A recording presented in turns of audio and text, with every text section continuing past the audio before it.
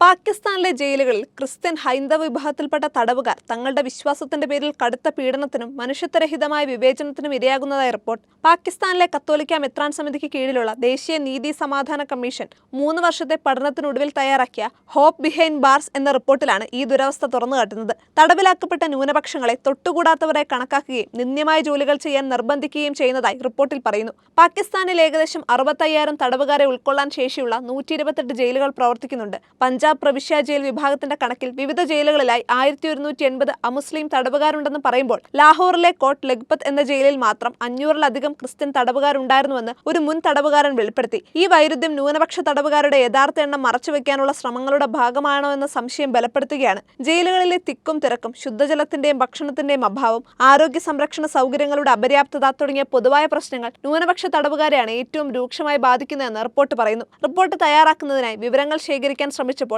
അധികാരികളിൽ നിന്ന് കടുത്ത നിസ്സഹകരണവും നടപടിക്രമപരമായ തടസ്സങ്ങളും നേരിടേണ്ടി വന്നതായും കമ്മീഷൻ വെളിപ്പെടുത്തി. ന്യൂനപക്ഷ തടവുകാർക്കെതിരായ ഈ വ്യവസ്ഥാപരമായ വിവേചനം അവസാനിപ്പിക്കാൻ ഫെഡറൽ പ്രവിശ്യ സർക്കാരുകൾ അടിയന്തരമായി ഇടപെടണമെന്ന് കമ്മീഷൻ ആവശ്യപ്പെട്ടു. രാജ്യത്ത് വ്യാജ മതനിന്ദ കേസുകളിൽപ്പെട്ട് നിരവധി ക്രൈസ്തവരാണ് തടവറയിൽ നീതി കാത്തു കഴിയുന്നത്. സഹതടവുകാരിൽ നിന്നുള്ള ഭീഷണിയും ഇവർ നേരിടുന്നുണ്ട്. വന്നോണം പൊന്നോണം, ഇത് പിട്ടാപ്പള്ളിയിൽ റിയൽ ഓണം.